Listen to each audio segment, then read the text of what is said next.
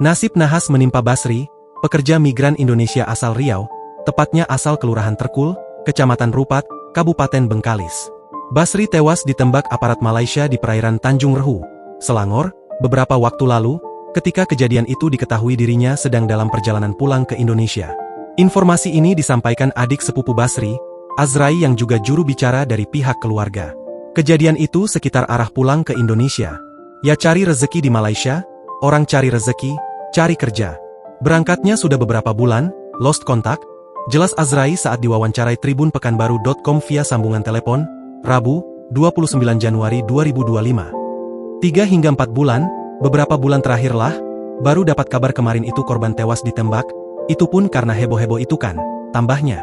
Azrai mengungkapkan, korban dulu sempat tinggal di Kabupaten Rohul. Namun terakhir kini sudah kembali ke Pulau Rupat. Basri juga memiliki pekerjaan di Rupat. Jadi istrinya sakit balik ke Rohul. Jadi sekarang ini istrinya dalam perjalanan ke Pulau Rupat kampung halaman tempat dikebumikan jenazah, beber Azrai. Ia berkata, korban Basri berusia 50-an tahun.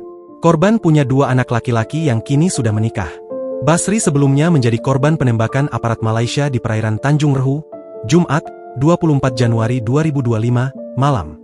Basri bersama 4 rekannya sesama PMI menjadi korban penembakan Agensi Penguatkuasaan Maritim Malaysia yang tengah melakukan operasi di perairan Selangor.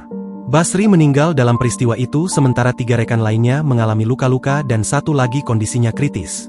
WNI yang terluka menjalani perawatan di beberapa rumah sakit di wilayah Selangor, Malaysia.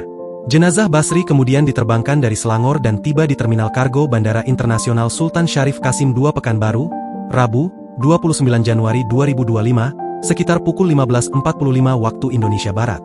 Download Tribun X sekarang, menghadirkan lokal menjadi Indonesia.